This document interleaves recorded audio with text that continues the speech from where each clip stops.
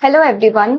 NEET UG exam के result को लेकर सुप्रीम कोर्ट में जो केस चल रहा है उसके रिगार्डिंग 17 जून 2024 को सुप्रीम कोर्ट ने एक नोटिस इशू किया है सेंट्रल गवर्नमेंट और नेशनल टेस्टिंग एजेंसी को, यानी कि एनटीए को। किसके regarding? Alleged paper leaks and malpractices pertaining to NEET UG exam. यानी नीट यूजी एग्जाम में जो ऐसा बोला जा रहा है कि पेपर लीक हुआ है, एग्जाम के पहले ही कई स्टूडेंट्स के पास पेपर पहुंच गया था, उसके रिगार्डिंग ऑनरेबल सुप्रीम कोर्ट ने एक नोटिस इशू किया है एनटीए को। तो अब देखते हैं सुप्रीम कोर्ट ने इस नोटिस में क्या कहा है। 3 मेन पॉइंट्स है यहाँ पर। Even 0.001% negligence must be dealt with. यानी अगर नीट के एग्जाम को कंडक्ट करने में जरा सा भी नेग्लिजेंस हुआ है, थोड़ा सा भी लापरवाही हुई है किसी के भी पार्ट पे, तो नेसेसरी एक्शंस लिए जाएंगे इसको करेक्ट करने के लिए।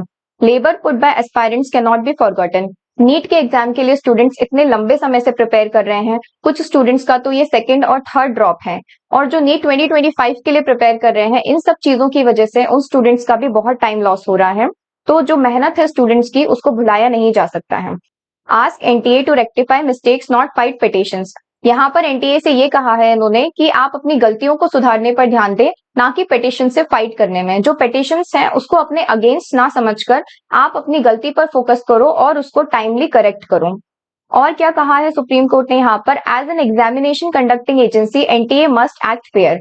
यानी कि एनटीए जो है वो एक एग्जामिनेशन कंडक्टिंग एजेंसी है, तो उसकी सबसे इंपॉर्टेंट क्वालिटी यही होना चाहिए कि उसे फेयरली एक्ट करना चाहिए। If there is a mistake accept it and correct it. अगर आपसे कोई गलती हुई है तो पहले आप उसे एक्सेप्ट करें और फिर उसे करेक्ट करें। If a fraud person becomes a doctor it will be more harmful for the society. और क्या कहा है सुप्रीम कोर्ट ने कि अगर एक फ्रॉड इंसान डॉक्टर बन जाता है, अनफेयर मीन से इस एग्जाम में बैठकर वो आगे चलकर डॉक्टर बन जाता है, तो वो सोसाइटी के लिए बहुत ही डेंजरस है। It aspects timely action from NTA. यहाँ पर सुप्रीम कोर्ट ने ये कहा है कि वो एनटीए से टाइमली एक्शन की उम्मीद करता है, यानी जल्दी से जल्दी वो इस मैटर को रिजॉल्व कर लेंगे ताकि स्टूडेंट्स का और ज्यादा टाइम वेस्ट ना हो। इस केस की नेक्स्ट हियरिंग जो है वो 8 जुलाई को होगी। तो यही थे इस नोटिस के सारे important points. Thank you so much.